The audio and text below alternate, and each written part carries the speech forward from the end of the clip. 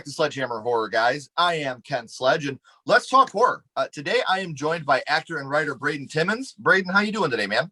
I am doing really well, man. Thank you so much for, bringing me onto the show. Really, really excited to be here. I'm trying to keep my energy levels up, because I love doing stuff like this. But it is the holiday season, Yeah. got a lot of Christmas stuff going on. Like, No, I totally get what you're saying, man. And while you're talking about Christmas, actually, Braden was the shape in the Halloween Christmas. Something that you guys can check out. I have the links down here in the description, as well as upcoming. He's been in a couple other shorts, but we got some features coming up featuring Braden. The Haddonfield Nightmare and My Special Boy. You guys know about My Special Boy. I've had interviews with the other cast members. The Haddonfield Nightmare, though, something very intriguing to me as a Halloween fan. This is actually a sequel to Halloween H2O. So without letting the cat out of the bag too much, Braden, what can you tell us about a Haddonfield Nightmare a little bit? Well, really all I can say about, Haddonfield Nightmare, if you guys have seen, the first look teaser at all, I mean, we are trying to keep stuff very, very brief. We're just trying to give little flavors as to what you can anticipate from the movie. We just want to give the overall vibe of the film. But, as you were saying, Haddonfield Nightmare, it is an official sequel to, or an unofficial sequel to Halloween H2O. I wish it was official, but it's an unofficial fan made sequel to Halloween H2O, which is just something that me and my team are all very excited to, bring to life. And the route that we're taking is it is going to continue John Tate's story 22 years after the events of Halloween H2O. And I will get you maybe just a little excited and say that actually the official start of, the story picks up November 1st, 1998. So you get to find out a little bit of, backstory and just you guys get a little, information in the beginning as to what's going on. And then, we will fast forward into the main story, which takes place 22 years later. And back in Haddonfield, like you'll find out a little bit about, what's going on, like is John in Haddonfield and what he's really, trying to do and everything like that. So I think that, you guys are in for quite the treat. My team and I have been working very hard on it, and I really couldn't do it, without the team that I've got.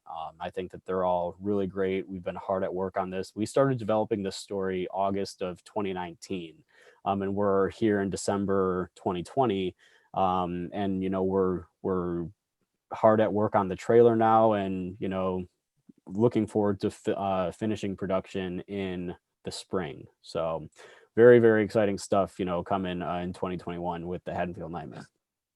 And you guys, make sure you're following Braden on social media. I have his links down here in the description. Any updates that I get, I'll be more than happy to spread to you guys because you know how much of a fan I am of H2O as well.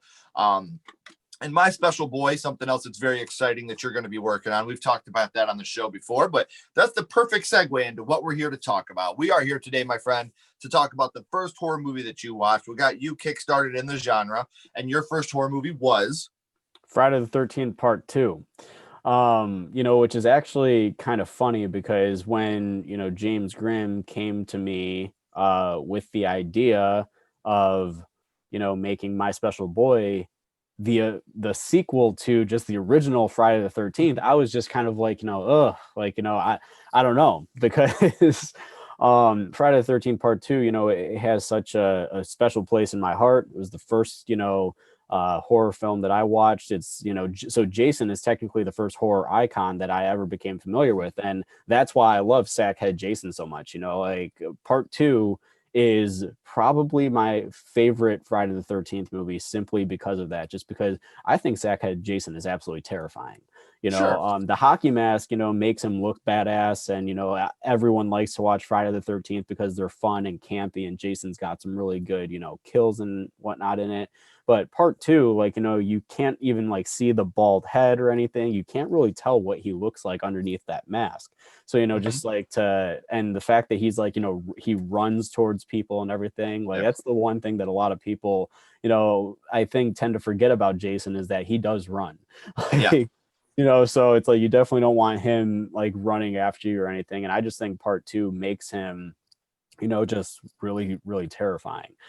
So I love that movie, and I'm really excited to, say that we are bringing Sackhead back in Friday, or not Friday the 13th, but in My Special Boy next year. And I'm super excited about that. So, As am I. And I think that one thing I can say about Friday the 13th part two, because it is not my favorite, but what I can say about it is it has my favorite final girl of all the Friday the 13th with Ginny, mhm. and her story, the way her story plays out. Do you remember about how old you were the first time that you had seen part two? Yeah, so I was in about like second grade, something like that. I was watching AMC Fearfest. My dad was just getting me into all these things. Mhm. And it's funny because like now, like my dad, he loved horror like as I was growing up. Like we had all these gigantic, outrageous Halloween parties, and they were all really well known. I think every year throughout like my elementary and middle school years, I got asked like when is your Halloween party and stuff like that. Yep. You guys throw the best Halloween parties. And then like now my dad, he'll watch them, like he watches them less now. He still likes, the horror genre and, everything. But, he's kind of the one that got me into all of these, films. And I think he tends to forget that sometimes, But Right. yeah, like when it comes down to, that, like I was watching, I was only allowed to watch them on AMC Fear Fest. And, I think that my dad wanted me to, start, getting, into them just because they were on TV and it was around the holiday. And yeah, Really toned down in comparison to the actual film. Yeah, and then when I saw the official cut, like I mean, like the actual violent cut, like where you can show everything, was Yeah. probably when I was in fourth grade. It's like it was a few years later.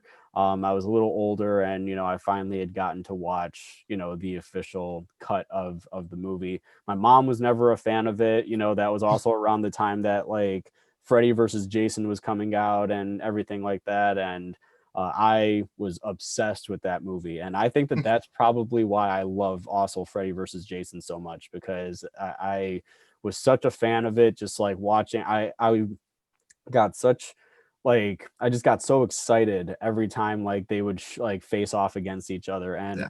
like I was the kind of kid like where like my dad had to watch movies first and sign off on them before I could. So after he saw Freddy versus Jason, the only scenes I was actually allowed to watch is all the scenes with Freddy and Jason in it.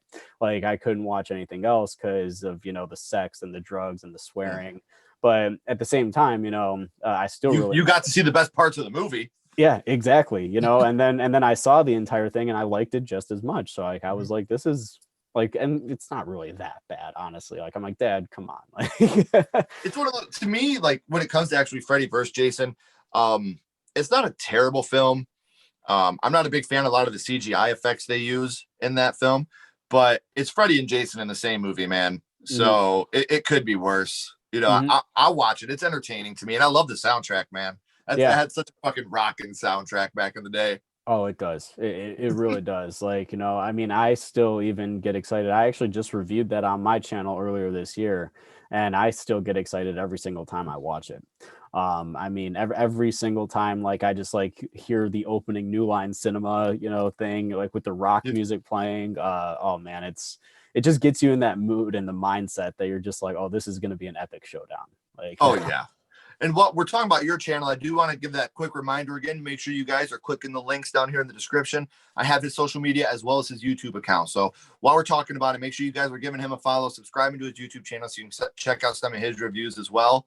Um, Back to Friday part two, though, I'd like to know which scene from that film affected you the most. so the scene that affected me the most is definitely got to be when Jason kills. Gosh, I like the character's name is blanking on me right now. I think was it Vanessa or something. I think it was. Um, Uh, it's he the hides in the yeah, like when he's hiding in the bed. It's been a little while since I've seen Friday the 13th part 2. But what do you call it? It's like yeah, when he's hiding in the bed and he like comes up and he kills the girl like when he stabs her like with the Mhm. pitchfork. And it just really affected me because like the name of the character is literally going to come back to me as soon as we get off of like this the show. Like That's how it always goes, man. yeah, like at one point I remember I was like with Wolfman's Got Snards on I was talking to him about Halloween H2O on a stream, and I couldn't remember Sarah's name to save my life. Like I'm just like what was her, like it's on the tip of my tongue, it's bothering me. And then like Wolfman goes, "Are you serious? You don't remember Sarah?" I was just like, "No, I got it. Like now I do." Like, you know, um but yeah, like whoever it was, I'm about positive it was Vanessa. But he kills her, and it affected me simply because, like, you know, it was like that fear that I was going to go into my room at night and Jason's going to be like, you know, hiding underneath the covers, and he's like going to come up. And a lot of the time when you watch scary movies, like the creatures hide underneath your bed or like Yeah. in your closet or anywhere else. But Jason, nope, he's like, I'm just going to hide right on the bed, really throw him off, and just like kind of come up and, you know, really get a good scare out of them. So that to me just always scared me, because it's like I would always approach my bed like very, very slowly. Sure. So yeah. And I totally understand that too. And that's one of those kills that sticks with you too, because the way that he pops up from the bed, it's not just your regular. She's going because she thinks that it's her boyfriend, I think, in the bed, and then he pops up and gets her. Now I'm going to ask you your favorite kill. I hate to say it like that because it's such a dark way of saying it, but is that the kill that you would say is your favorite kill in the movie? Yes, that is definitely my favorite kill in the movie. And it's just because I think that well, actually no, the wheelchair guy is my favorite in the film. The wheelchair one is for sure, just because it comes out of nowhere and I feel so bad for laughing every single time. But Oh, you just know, the it's way that like, it's going down the stairs. I mean, you get the machete in the face, yeah. and then just him rolling back and then going down the stairs the way that he goes down. Mhm. Such an impossibility for a guy like that to go down that many stairs and just stay Right. on. I get what you're saying. That's my favorite kill too. And to me, that's Yeah. besides Ginny, the final girl, that's the most memorable part of that movie for me. Is that kill. And that actually is what I wanted to kind of talk about a little bit too, because we talk about kills, because that's absolutely what, as a horror fan, that's absolutely what we look for in a horror movie, is the story and the kills. But I also look at comedy scenes, funny scenes. What would you say your favorite scene from Friday the 13th Part 2 is? My favorite scene has probably got to be when Terry goes out for a swim, and you know, I think that her death is actually kind of, you know, hilarious, because like she just like is like running and then she just like screams at the camera. Yeah. You know, like I just find that scene to be absolutely ridiculous. That and the campfire scene, like when they're telling the story about, you know, Jason. And then, you know, you got that jump scare, or the jump scare, but like you got the guy that comes out in the mask and everyone's like, oh my God. Like it's just a fun scene, and it really gets you into that summer feel. You know, it just Mhm. feels like a summer movie. So, you Yeah. know, definitely think that that gets you into a lot of the summer mood vibes. And, you know, the thing I love about Friday the 13th is that they really are the perfect summertime movies. Absolutely. So you can really like watch them and, you know, get yourself into that summer mindset. um, I would arguably say that Jaws and Friday the 13th are probably the two best horror films to to watch like during the summer. So Yeah. Jaws is one of those ones that always fucked me up as a kid, man. So that's what I could talk to you about for hours. But we mhm, talked about your first horror movie, Friday the 13th Part 2, and how that affected you. Now mhm. I'm going to go scream on you. What's your favorite scary movie? What is your favorite horror movie of all time? My favorite horror movie of all time is Halloween. uh, 1978 Halloween? Halloween 1978, all-time favorite horror film. It's either between that or The Shining. And I know that The Shining is a lot of people's favorite horror film. With good reason. Oh yeah, 100%. But Halloween 1978, you know, it really has an impact on me as my love for horror, because when it comes down to oh, I just want to take a side note and say it was Vicky I knew it was a V, you know, it was Vicky that he Okay. killed, you know. What do you call it? But back to, you know, what your favorite scary movie is of all time is definitely Halloween, and it has a lot to do with, you know, my love for just the Halloween franchise, my love for horror. You know, Mhm. because like when you watch Friday the 13th Part 2 as your first like ever like horror film, I used to only ever watch them during, you know, the Halloween season.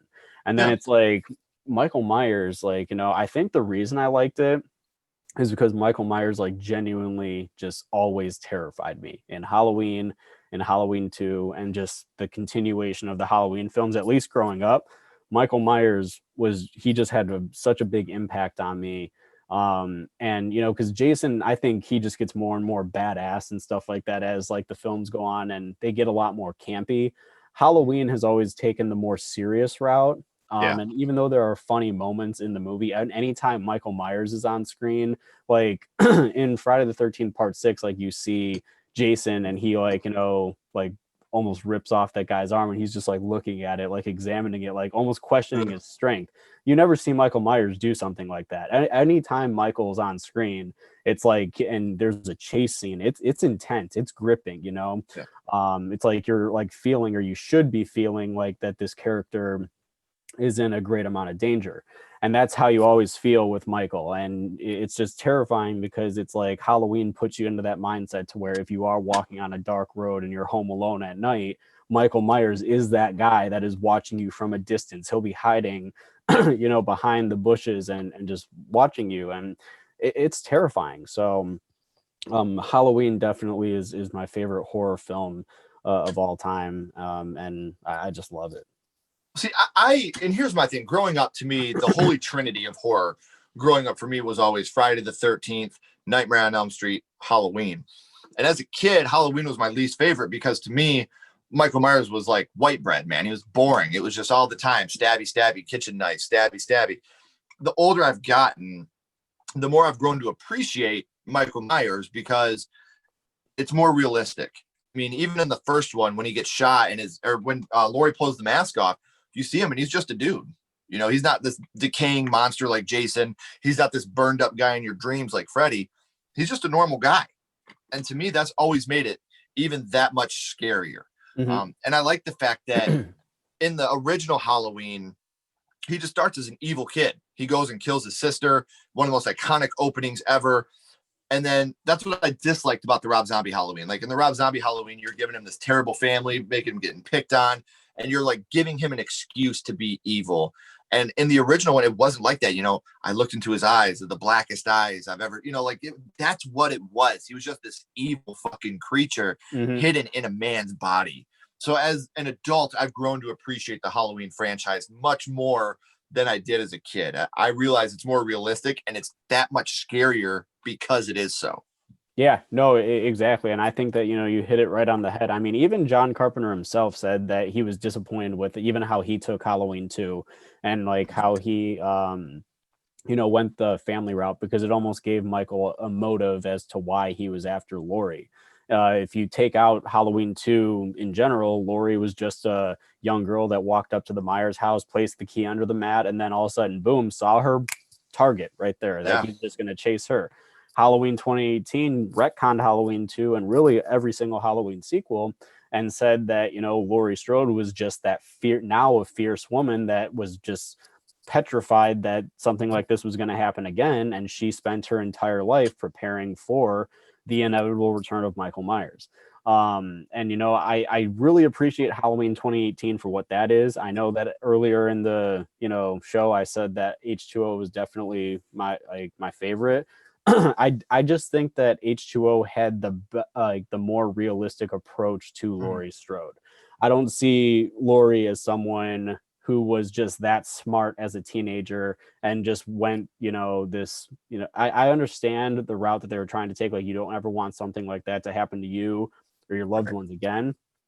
But I think that H2O had the more realistic approach of her trying to, you know, get over it. And it showed that Laurie was still a smart woman. Like, she's teaching and she has a son and, Yeah. you know, she's trying her best to, you know, overcome all of this. And even when John, you know, like in the very beginning goes, you know, like, look, I know what day it is. And she goes, and what day is that? And he goes, Halloween. And she goes, oh, I hadn't noticed. You know, it's like, it's almost like it's kind of like a second thought as to she's just, you know, mentally, you know, still unstable to think that Yeah. Myers is still going to come back.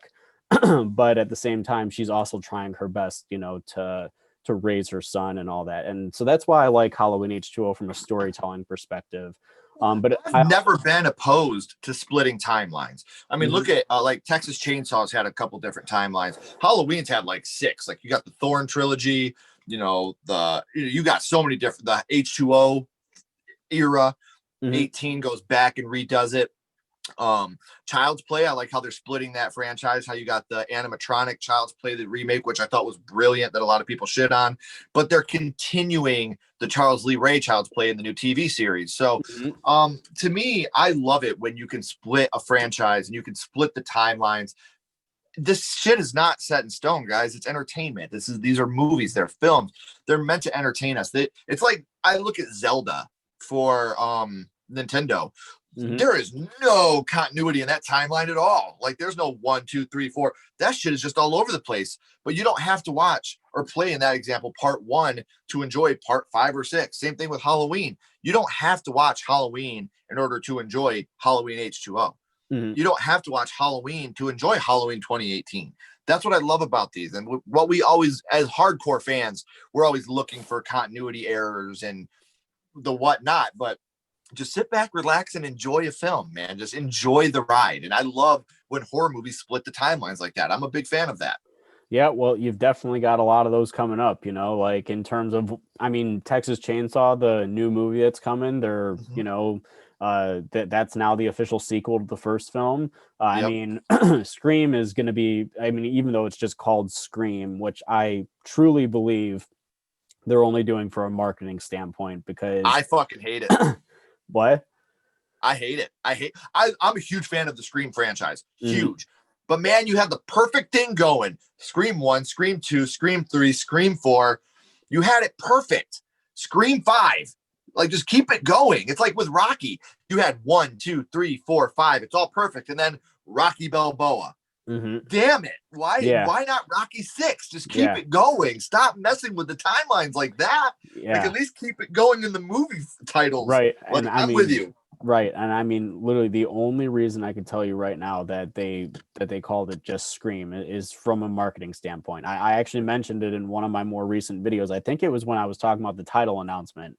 They did it because, it'll appease to an audience like maybe teenagers that are now 17 years old and they can go to these R-rated movies and they're like, oh my gosh, like, Scream, like, they don't know that maybe it's never been a franchise or anything like that. I mean, Right. my girlfriend literally, she just watched all the Scream movies. We just watched them all this past, October. And, because now she's excited for the new movie. And even her, she was like, I was talking with her and like, she goes, I don't know if I like the title Scream. I'm like, well, yeah, you're right, because it's technically going to be Scream 5, but Mhm. I'm like, whatever, whatever. Might as well But just call it stab. right? I mean, you might as well, because that would honestly make more sense, honestly. And I think fans might actually, like that. All I got to say is I hope that they do justice to, Wes Craven's work and all that Yeah. stuff like that, because it's so, so important. And I know that I have faith that they're going to, Mhm. because Nev Campbell has said that she's not coming back unless she feels that it truly honors Wes Well, Craven's. that's what she said too. She said once she read the script, she knew this is something she wanted to be a part of. And I do want to clarify something real quick. I was talking about the Scream franchise and fucking up the titles. That I'm not downplaying how excited I am for this movie. I hate the title, but I am so excited about Scream. I'm going to call it Scream 5 and Mhm. whatever. I'm very excited about that film and I can't wait to watch it. So I wanted to clarify that real quick. I am shitting on the title. I hate the title Scream, but I am very excited about the film. No, yeah, and I mean, I think that just goes for anybody in general. Like whether you hate the title or not. I mean, I'm sure that everyone is just as hyped to see this movie, especially because like Scream, in my opinion, if I had to pinpoint a film that just really has such a gripping opening and really sets the tone for the movie, it would be Scream, because Mhm. Scream has easily the best 10 minutes of a film maybe ever, to really get you into like that mood The and opening, yeah. understand. And even though like later on in the movie, and even Scream 2 and 3 and 4, yeah, there are like satirical elements with Mhm. Ghostface, which is I think one of the things that makes him so likable as a character, because it's like And I think anybody that talks, like any of the horror icons that has like a voice, like, you know, you've got the silent killers like Jason and Michael, and then you've got those that just, you know, talk, and it's like Freddy and Chucky and Ghostface. All of them, you connect with them, and Yeah. it's because of their dialogue and the way that they're written and stuff like that. And I just think that Ghostface is no exception. He has a lot of great one-liners. He's got a lot of great, you know, he's a very physically disabled person in certain Yeah. scenes, like, you know, so. Well, and the good thing about Ghostface too is it's always Ghostface. This is always what you get.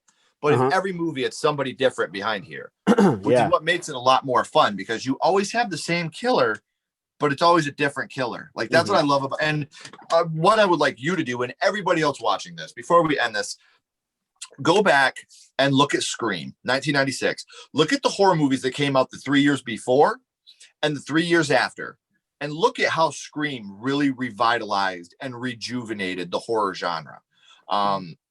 Whether you love Scream or you hate Scream, you cannot deny the impact that it had on the horror genre and what it meant. What Wes Craven did. I mean, he really tried it with Wes Craven's New Nightmare, and he's seen how that really landed with people. So he took that to the extreme with Scream. And then after that, I mean, you had the Halloween H2O, I Know What You Did Last Summer, Urban Legend, The Faculty, all these movies that, you know, started to really revitalize the slasher part of the horror genre. So Scream to me is something I could talk about for hours, man. But we always end this with the same question. I want to go back to Friday the 13th part 2. We always end with a skull count. We're going to rank that movie, 0 skulls being the worst, 5 being the best. We're ranking on overall production and what that movie means to you.